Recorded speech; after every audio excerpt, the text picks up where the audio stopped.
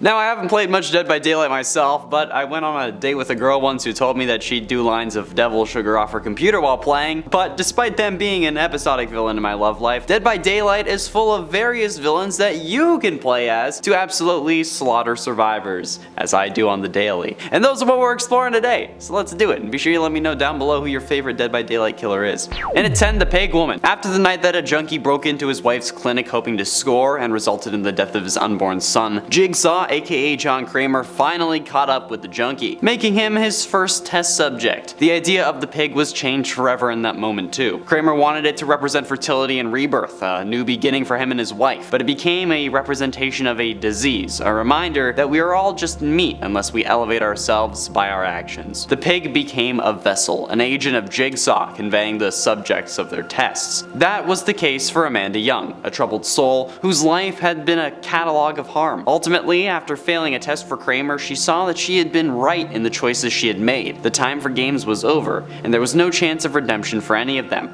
They were all meat, and meat was destined to die, which is an absolutely terrifying mindset, especially when you see that she looks like if a frickin' Minecraft Pigman was realistic, okay? Trust me, I can do without bacon at breakfast. I'll just get like a sausage egg McMuffin instead. I don't need that. I don't need the maple bacon, despite me being Canadian. And at 9, Dredge. The Dredge is a manifestation of the dark thoughts of a once vibrant community, able to teleport between lockers and summon an overwhelming darkness. After killing a reporter in front of his community, Otto Stamper watched years of suppressed negative emotions begin to bubble up as a thick fog pushed through the restless legs and feet of his community, I guess. But it was really a cult. Within moments, the dam burst to release a torrent of hell. Otto watched his once blissful and joyful herd suddenly erupt into violence unlike anything he had ever seen before. The Fold, as they were called, tore each other to bits with their hands, their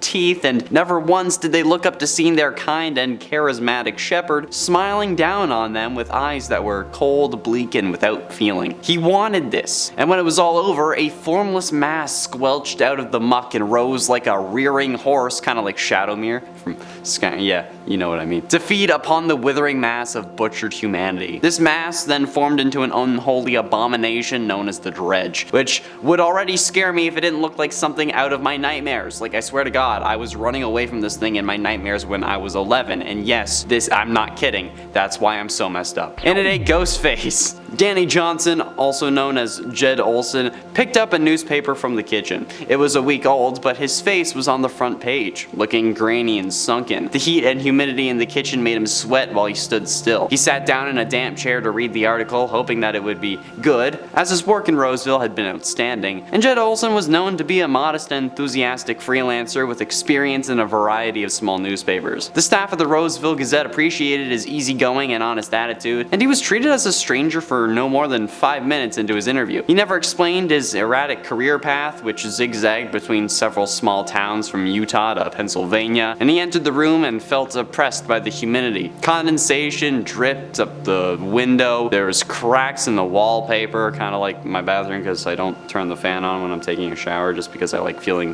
the hot, burning liquid of hell. The floral pattern of the wallpaper was covered with gruesome photos and newspaper headlines. That's right, it's a murder den. Danny picked up the week-old article on top of a picture of lacerated scalps, and he couldn't really remember if it was this morning that he had washed his knife and clothes, or maybe it was late last night after following that girl down the street. And you know what? That's quite the story, and it was presented in such a freaking weird way, but come on, man. It's Ghostface. And also that means Ghostface can travel the multiverse. So no thanks. I'd rather not. And at 7, Michael Myers. Some humans are simply bad seeds. Seeds infused with a distilled and pure form of evil. And those seeds come from post-November conceptions. Michael Myers is one of those seeds. He had no issues with causing the pain of others, and instead, it was exactly what he looked for. But even life can be tough on those whose minds are filled with terror, or I guess, filled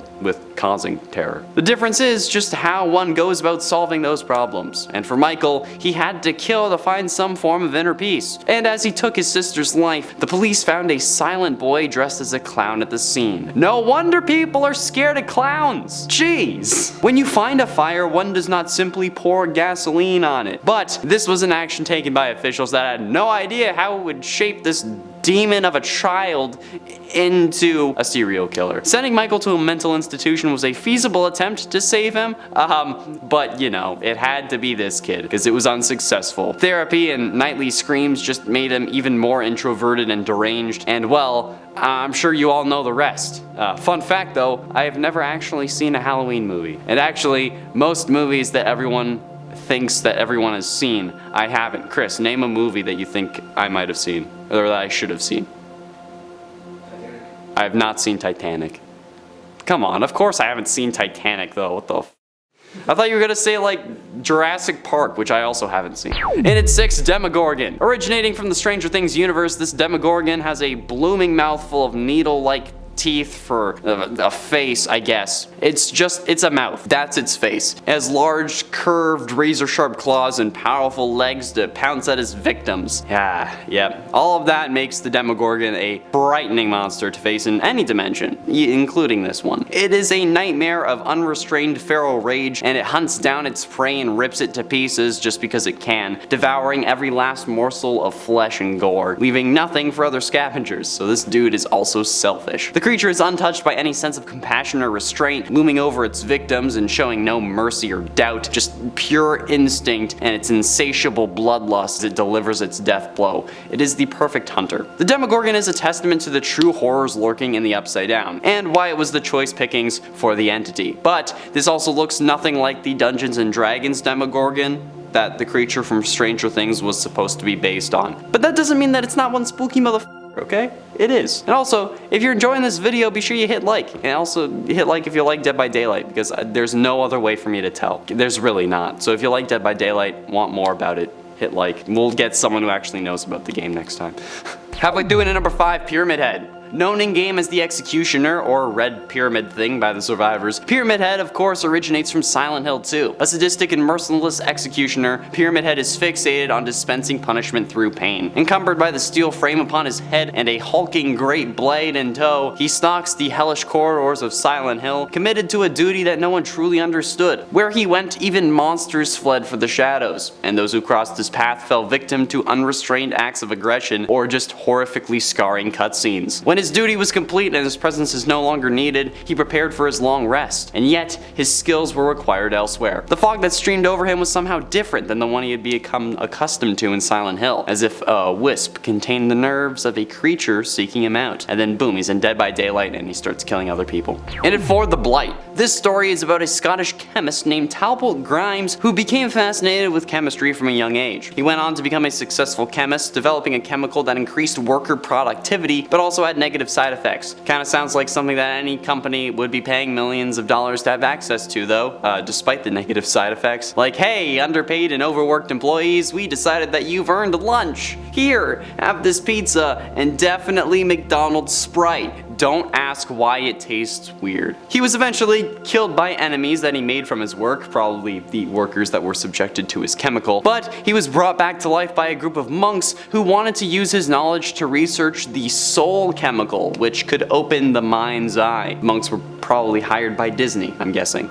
You're never gonna work with Disney. He became obsessed with this research and believed that it would lead to a new period of enlightenment for humankind, but that then somehow became this absolutely horrific monstrosity of a creature, and you know what? You get it. You know why it's here. And at 3, Leatherface. While yes, they have their origins in the Texas Chainsaw Massacre and the Dead by Daylight universe, the cannibal is a chainsaw-wielding killer able to trigger a deadly frenzy using his power, immediately downing anyone in his path. Leatherface kills not from a desire to exert his own will over others, or to satisfy carnal urges, or even to quiet the voices in his head. He kills because he's scared. Scared that others will hurt him, scared that his family will be displeased with him, and scared that their shared willingness to eat human flesh will be discovered. And he does as he's told. His family loves him, and that's all that matters to him. Outsiders are a threat, and threats need to be dealt with. But I think the scariest part about him isn't the loud noises of the chainsaw, or just, you know, the fact that he's wearing someone else's face, but the fact that being scared others will hurt him and hurting others because of that is probably relatable to many people. Like, not like hurting in the sense that like if you're scared of someone you're gonna kill them, but like pushing someone away or like self-sabotaging as a response to worrying about being abandoned. I feel like a lot of people are gonna get that. I've pushed people away, caused them unintentional emotional pain because I got scared. Some might cause intentional emotional pain too, but they deserved it. So I don't know, maybe with like a little more trauma, this could have been my trial instead of an actual list. Not really, but that's only because I wouldn't have gotten caught.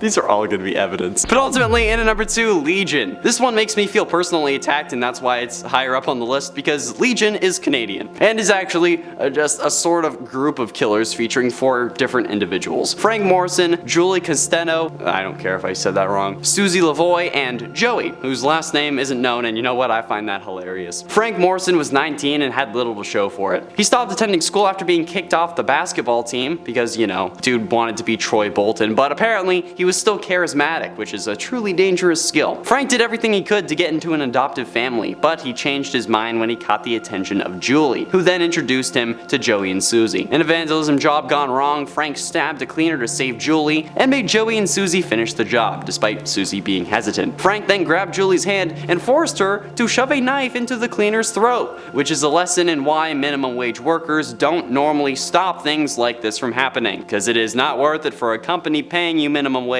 that will have you replaced by Monday. But no matter what, they're Canadian, and I feel personally attacked by that. At least they're not carrying around maple syrup. And finally, in at number 1, Trapper. We love an OG serial killer psycho up in here, that's why I'm doing this list. Oh wait, no, I said that off the cuff, but I wrote it in the script. Look at me, self-aware. Actually, that's just because this is the only channel that I work on, but also because I love it, and because I'm a psychopathic serial killer and sometimes feel like a sociopath. But at least I'm not Evan McMillan, who idolized his father. That's right, what a transition. It wasn't just that he was the heir to their great fortune, or the way he ran their estate, he was just raised under a firm hand, and even had to take to running a workforce with an iron fist. But when his father finally snapped, Evan became his enforcer in what would become known as the worst mass murder in modern history. And you know what? He's the OG, I don't really need to explain it. You know why he's here, I know why he's here, and that's all that really matters. And you know what? If you like this video and want to see more, be sure you click the video that's popping up on your screen. That's right, I shortened this number because I wrote way too goddamn much. That's fine, thanks for watching.